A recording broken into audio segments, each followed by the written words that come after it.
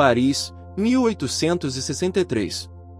Enquanto a Cidade-Luz se transformava em frenesi de boulevares e cafés sob o reinado de Napoleão III, um objeto discreto passava de mão em mão nos salões secretos da alta sociedade, nos cortiços de artistas boêmios e nos esconderijos de revolucionários. Era pequeno o suficiente para ser escondido sob os amplos vestidos das damas ou dentro dos casacos dos cavalheiros, mas seu conteúdo era explosivo demais para os padrões da época. Chamava-se Adivinha e Dicionário de Sonhos, assinado por uma misteriosa vidente conhecida apenas como Madame Le Marchand, um grimório singular que fundia a sabedoria das cartomantes ciganas com o simbolismo maçônico que circulava nos círculos underground de Paris, criando um sistema de interpretação onírica tão avançado que parecia antecipar em décadas as descobertas da psicologia moderna. O que tornava este manual diferente de tantos outros livros de sonhos que circulavam na época era a sua abordagem radical. Para Madame Le Marchand, cujo nome real muitos acreditam ser Marie Clémentine Dufour, embora nenhum registro oficial comprove esta identidade, os sonhos não eram meros presságios a serem decifrados de forma mecânica, mas uma linguagem viva da alma, um teatro onde os dramas internos do indivíduo se misturavam com forças arquetípicas que transcendiam o tempo e o espaço. Enquanto os manuais comuns da época ofereciam interpretações fixas, sonhar com cobra significa traição, ela propunha um sistema dinâmico onde a mesma imagem podia ter significados diferentes dependendo do contexto emocional do sonhador, da fase lunar e até dos acontecimentos recentes em sua vida, uma abordagem que ecoaria estranhamente, 70 anos depois, nos escritos de Carl Jung sobre o inconsciente pessoal e coletivo. As páginas amareladas do pequeno volume, que media não mais que 12 centímetros por 8, perfeito para esconder em baús ou sob travesseiros. Continham 3 camadas de conhecimento entrelaçadas com uma maestria que ainda hoje surpreende os poucos estudiosos que tiveram acesso a originais. A primeira parte era de fato um dicionário de símbolos oníricos, mas com nuances que desafiavam as convenções da época.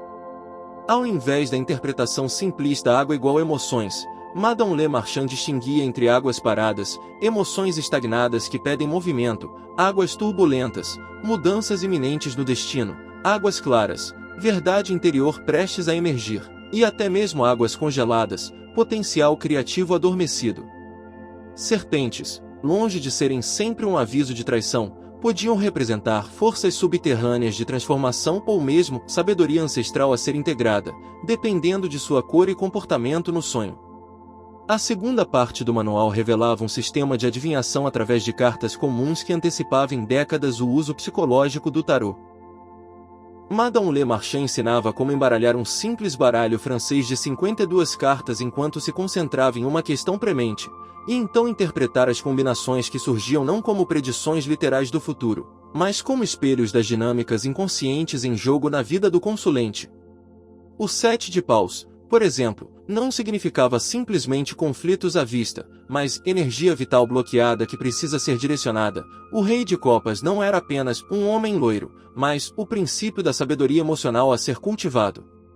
Essa abordagem, que hoje reconheceríamos como precursora da teoria das sincronicidades de Jung, era revolucionária para uma época em que a maioria dos videntes ainda pregavam determinismo rígido em suas leituras.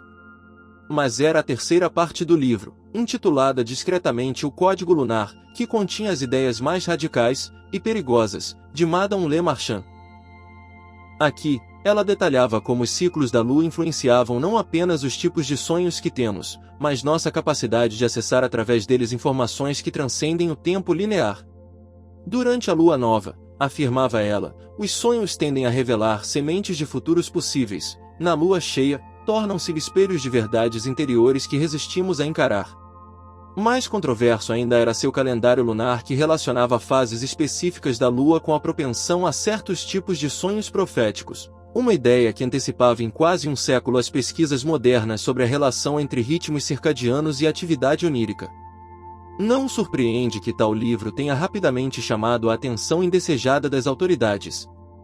A Igreja Católica, que já lutava contra a crescente popularidade do espiritismo, via nele uma perigosa porta para superstições diabólicas, especialmente porque permitia que leigos interpretassem seus próprios sonhos sem a mediação clerical.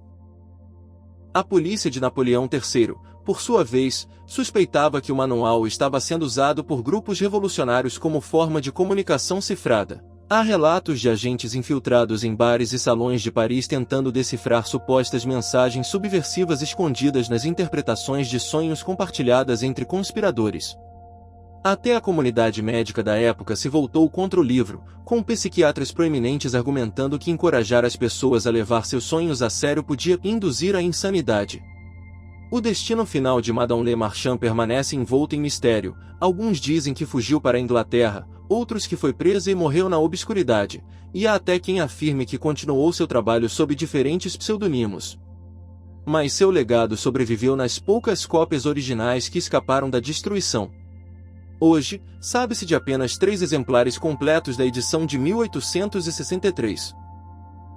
Um guardado a 7 chaves na Biblioteca Nacional da França, outro na coleção particular de um excêntrico bilionário suíço, e um terço que supostamente pertenceria a um coven de bruxas em Nova Orleans. Versões pirateadas circulam no mercado negro de antiguidades ocultistas, mas estudiosos alertam que muitas foram alteradas ao longo dos anos, com adições e distorções que desvirtuam o sistema original. O que talvez seja mais fascinante nessa história toda é como as intuições de Madame Le Marchand parecem antecipar descobertas científicas que só viriam muito depois. Quando Carl Jung começou a desenvolver sua teoria dos arquétipos na década de 1920, ficou chocado ao descobrir, em uma visita a Paris, que muitos dos símbolos que ele considerava universais já haviam sido catalogados de forma semelhante no pequeno livro da vidente francesa. Rumores persistentes sugerem que o próprio Jung pode ter tido acesso a uma cópia em sua juventude, através de um antiquário em Basel. Embora ele nunca tenha admitido publicamente essa influência. Nos círculos da psicologia analítica contemporânea, um pequeno mas dedicado grupo de pesquisadores vem revisitando o trabalho de Madame Le Marchand com novos olhos, argumentando que ela pode ter sido uma pioneira não reconhecida no estudo da linguagem simbólica da mente. Em laboratórios de neurociência, alguns cientistas começam a explorar se suas observações sobre a relação entre fases lunares e conteúdo onírico podem ter base em flutuações nos níveis de melatonina e outros neurotransmissores. E em salas de terapia ao redor do mundo, cada vez mais profissionais estão descobrindo que os métodos intuitivos de interpretação propostos por essa vidente esquecida do século XIX podem, afinal, conter insights valiosos sobre os meandros da psique humana. Num mundo onde a fronteira entre ciência e intuição se torna cada vez mais porosa, talvez esteja finalmente chegando a hora de Adivinha e Dicionário de Sonhos de Madame Le Marchand sair das sombras e receber o reconhecimento que merece, não como mera curiosidade histórica, mas como um marco esquecido no entendimento da mente humana e de suas conexões misteriosas com o universo que nos cerca. Afinal, como ela mesma escreveu em uma das páginas finais de seu Manual Proibido, os sonhos são as cartas que a alma escreve para si mesma, cabe a nós aprender sua linguagem antes que amanhã as queime na luz do sol.